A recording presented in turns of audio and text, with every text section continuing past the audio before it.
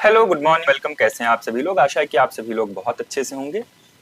हम लोग कर रहे हैं अपने ज्योग्राफी ऑफ न्यूज़ का सीरीज, जिसमें कि हम लोग आज एक कंट्री को कवर करेंगे जो कि न्यूज़ में रहा है।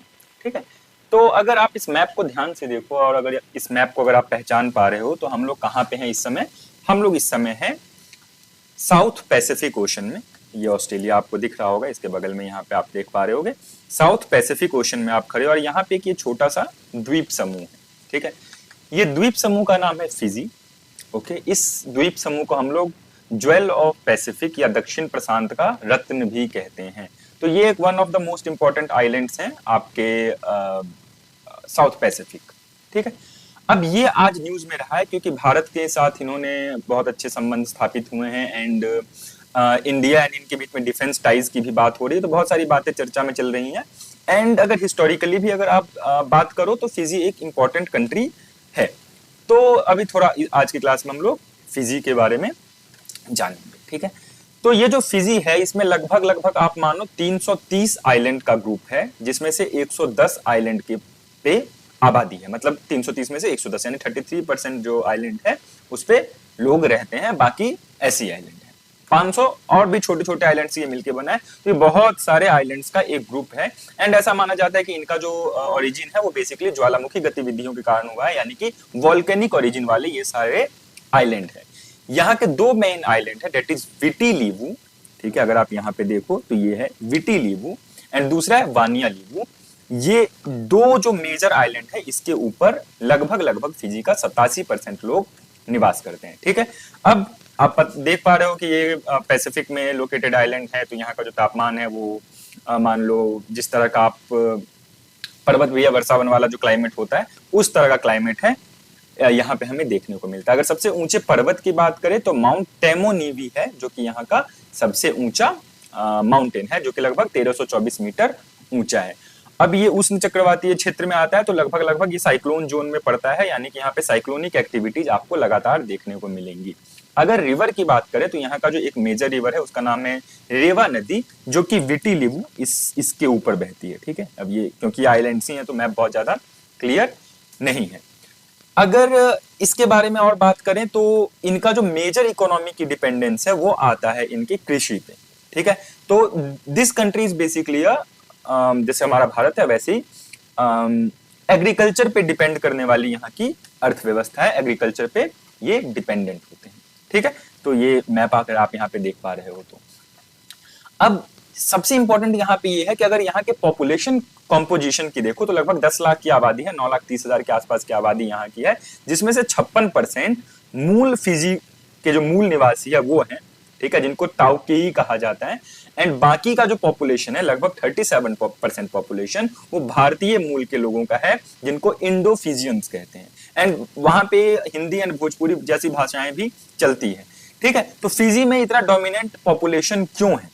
ओके, ये एक हमारे सामने प्रश्न आता है। तो इस प्रश्न को समझने के लिए समझो कि 1819वीं सदी की बात है, 1833 के आसपास दो रीजन हैं जिससे क्या होता है। पहली बात तो कि भारत में सूखा लगभग काफी पड़ता है, ड्राउट वगैरह की स्थिति बनती है, फमाइन वगैरह की स्थिति बनती है। एंड दूसरा एक होता है कि जो बॉन्डेज लेबर होता था उसका अबोलिशन होता है। ठीक है, 19वीं शताब्दी में लगभग 1833 के आसपास।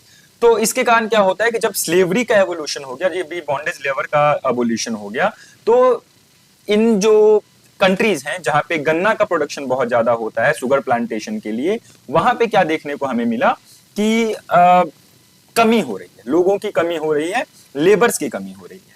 तो ब्रिटिशर्स ने दिमाग लगाया कि इंडिया में देखो लेबर्स बहुत ज्यादा है, सूखा पड़ा ही हुआ है, एंड इन कंट्रीज में सूरीनाम, फिजी, इन सारे कंट्रीज में हमें शुगर प्रोडक्शन करना है, तो हमें लेबर चाहिए, बॉन्डेज लेबर खत्म हो चुका है, तो इन लोगों को हम लोग लेके चले।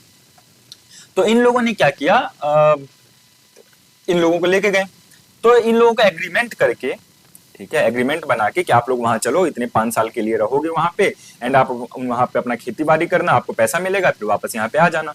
तो इस तरह से इन लोगों को लुभा बहला फुसला के इंडियंस जो मजदूर थे, लेबर क्लास था, उनको उठा के ये लोग ले गए फिजी, सूरीनाम एंड इस तरह के जितने भी आइलैंड्स हैं जहाँ पे शुगर प्रोडक्शन ज्यादा होता है वहां पे। तो ये जो एग्रीमेंट करके ले गए, तो एग्रीमेंट से बना, क्योंकि अब जो यहाँ के बोलचाल में एग्रीमेंट कैसे बोलेंगे, तो गिरमेंट हुआ, गिरमेंट से वो गिरमिट हुआ, गिरमिट से वो गिरमिटिया हुआ। ठीक है। तो ये जो सारे मजदूर यहाँ से गए उनको हम लोग गिरमिटिया मजदूर के नाम से जानते हैं। एंड भोजपुरी और इस क्षेत्र की जो भाषा है उनके द्वारा बोला जाता है। तो फिजी में भी एक बहुत बड़ा पॉपुलेशन, लगभग 37% पॉपुलेशन गिरमिटिया, जो उस समय गिरमिटिया लोग गए थे वो हैं, या फिर अभी के टाइम में अगर हम बात करें तो इंडो फिजियन जो भारतीय मूल के लोग हैं उनका जनसंख्या यहाँ पे हमें देखने को मिलता है। एग्रीकल्चर के साथ साथ पर्यटन भी यहाँ का एक महत्वपूर्ण आय का साधन है, रोजगार का साधन है। ठीक है, तो ये एंड कॉमनवेल्थ का है ही, कॉमनवेल्थ का ये एक पार्ट है क्योंकि इस पे भी ब्रिटेन का रहा है। एंड पैसिफिक में ही ऐसी जगह पे लोकेटेड है कि यहाँ पे हम लोगों को ये सामरिक दृष्टिकोण से, यानी कि वॉरफेयर के दृष्टिकोण से, जियोपॉलिटिक्स के दृष्टिकोण से एक इंपॉर्टेंट आइलैंड बन जाता है।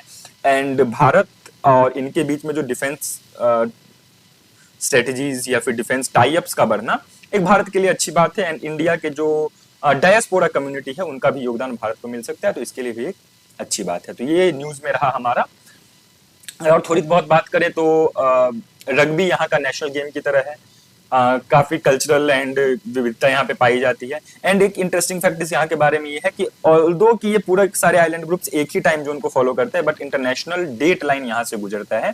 तो ताव्यूनी नाम का एक आइलैंड है, अगर उस आइलैंड के एक विशेष पॉइंट पे आप खड़े हो तो हो सकता है कि आपका एक पैर आज में हो एंड दूसरा पैर कल में हो, यानी कि क्योंकि इंटरनेशनल डेट लाइन है तो वो डेट वहां से डिवाइड होता है। तो ये इस तरह से एक इंटरेस्टिंग कंट्री बन जाता है।